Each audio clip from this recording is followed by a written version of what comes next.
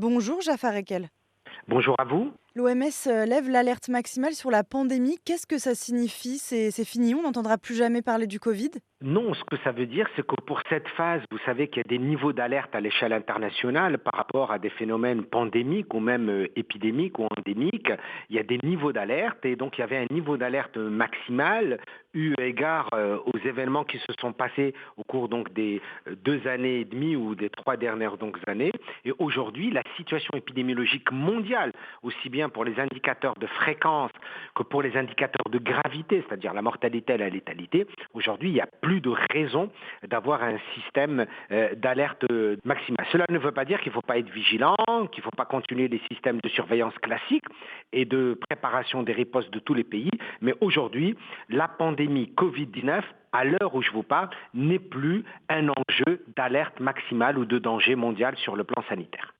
Et donc, est-ce qu'on peut savoir sur quelles données s'est basée exactement l'Organisation mondiale de la santé pour lever cette alerte? Il y a plusieurs indicateurs en épidémiologie qui permettent aux gendarmes sanitaires mondiaux, qu'en l'occurrence l'OMS, de mettre en place les niveaux d'alerte. Ce sont des indicateurs, d'abord, comme je l'ai dit, donc de fréquence, c'est-à-dire les nouveaux cas qui arrivent au quotidien. Et l'OMS a un système donc d'alerte à travers donc les différents pays, à travers les systèmes de surveillance épidémiologique des différents pays, pour voir combien il y a de nouveaux cas. Deuxième indicateur, c'est la capacité de propagation du virus, ce qu'on appelle, nous, le R0 ou le taux de reproduction de base, c'est-à-dire combien chaque cas est capable de générer de nouveaux cas, c'est-à-dire la capacité de transmission donc d'un virus dans une population. C'est le deuxième indicateur. Le troisième indicateur, c'est de vérifier la présence du virus dans une population. C'est ce qu'on appelle la prévalence, c'est-à-dire ce qu'on appelle les tests de dépistage, leur positivité.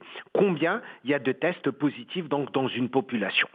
Le quatrième critère, c'est lorsque le cas existe, est-ce que ce cas est grave ou peut être traité en ambulatoire? Est-ce qu'il doit être hospitalisé? Et donc, on le mesure par le taux d'occupation au niveau donc des hôpitaux, donc des lits d'hôpitaux, et par le taux d'occupation au niveau des services graves, c'est-à-dire des soins intensifs ou de la réanimation. Et le dernier critère, c'est est-ce que cette maladie tue? Et on a deux éléments, c'est la mortalité, c'est-à-dire le nombre de décès dans une population de façon générale, ou ce qu'on appelle la létalité, c'est-à-dire pour chaque cas, combien nous avons de décès, c'est-à-dire la capacité de tuer donc de la maladie. Tous ces critères sont à la baisse. Tous ces critères sont au vert au vu donc des données mondiales. Et c'est sur la base donc de ces critères que l'OMS décide de ne plus maintenir le niveau d'alerte maximal. Mais encore une fois, j'insiste beaucoup pour dire arrêter le niveau d'alerte maximal ne veut pas dire arrêter la surveillance épidémiologique. Ce sont deux notions totalement différentes. Et donc, suivant ces indicateurs en baisse, les experts ont jugé qu'il était temps de passer à une gestion à long terme de la pandémie. C'est-à-dire, ça ressemble à quoi une gestion à long terme? Alors une gestion à long terme, c'est d'abord d'apprendre de nos succès et de nos échecs. C'est extrêmement important quand vous gérez une pandémie, et le Maroc a été un cas d'école en la matière, il faut apprendre de nos erreurs ou de nos succès. Et en l'occurrence, que les systèmes de santé soient plus préparés et plus résilients. Et on l'a constaté, et particulièrement dans les pays développés et qui avaient beaucoup de moyens, que ce soit l'Italie, la France, l'Espagne, la Grande-Bretagne, les États-Unis ou le Brésil, par exemple, eh bien, toutes ces nations ont souffert, pas uniquement parce qu'il y avait des dizaines et des dizaines de milliers de cas, c'est parce qu'aussi leur système de santé n'était pas suffisamment préparé pour gérer ce genre de situation sanitaire ou de crise, c'est-à-dire la préparation des lits, le nombre de réanimateurs, la gestion des stocks, la gestion des médicaments, les mesures donc barrières, la présence de masques, la vaccination et sa distribution, etc. Donc aujourd'hui, la leçon à retenir, c'est de dire on n'est plus dans une situation de gravité et maintenant, il faut que nos différents systèmes se préparent en cas de pandémie parce qu'il y en aura d'autres qui vont arriver, il y aura des zoonoses, il y aura d'autres pathologies infectieuses qui vont survenir dans les prochaines années, c'est une évidence. Pourquoi? Parce que notre environnement change, notre façon d'être, les flux migratoires, etc. L'environnement classique, les écosystèmes, qui sont animaux, végétaux et humains, sont en interaction. Donc il faudra s'y attendre, mais maintenant, il faut être mieux préparé.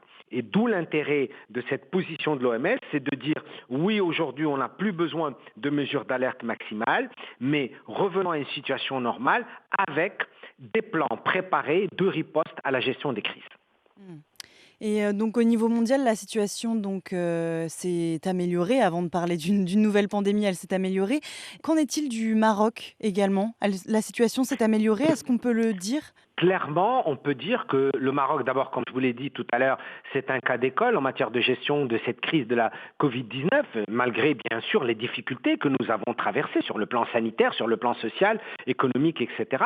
Il y a eu, et c'est important de le souligner, encore une fois, des directives royales qui ont permis donc de traverser cette crise sans trop de dégâts. Il y a eu évidemment, bien sûr, on a eu des pertes humaines, on a eu des dégâts sur le plan social et économique, mais globalement, le Maroc a été un excellent élève en matière de gestion de cette crise sanitaire. Et aujourd'hui, tous les indicateurs, j'insiste, tous les indicateurs épidémiologiques, aussi bien de fréquence, de gravité, sont au vert dans le contexte marocain et se juxtaposent parfaitement et encore mieux que la majorité des indicateurs mondiaux. Et pour terminer, je dirais que les indicateurs de gravité marocains sont bien meilleurs que la moyenne mondiale. Professeur Jafar Ekel, il y a quand même l'été qui arrive, les Marocains résidant à l'étranger qui vont se rendre dans le pays. Le brassage estival, ce n'est donc plus un risque. Non, alors on ne peut pas dire que le brassage estival n'est plus un risque. Ce qu'il faut, c'est encore une fois, et c'est quelque chose que nous avons retenu, que nous devrions retenir de la Covid-19, c'est le principe de précaution avec les mesures d'hygiène donc de base. On peut passer un été agréable, on n'est pas obligé de se faire la bise ou de s'enlacer 20 fois par jour, on n'est pas obligé d'oublier les mesures donc de base qui sont le lavage régulier des mains, qui aussi bien avec de l'eau et le savon, pas spécialement une solution hydroalcoolique. Apprenons encore une fois ensemble à adopter ces mesures. Par exemple, lorsqu'on est malade ou lorsqu'on éternue ou lorsqu'on tousse, eh bien, porter un masque ne devrait être une mesure classique que nous devrions adopter dans les endroits où il y a beaucoup de population, dans les transports en commun ou dans les centres commerciaux ou dans les centres d'activités de loisirs ou commerciales, si une personne se sent fatiguée ou malade, ou encore mieux, de rester chez elle le temps donc de se faire soigner, car aujourd'hui, on sait que cette pathologie n'est plus aussi grave parce qu'on la maîtrise beaucoup mieux, on la connaît beaucoup mieux, en tout cas dans l'état actuel des connaissances. Jafar Ekel, je vous remercie pour vos réponses sur Média. Avec plaisir, Au c'est moi. revoir. Au revoir.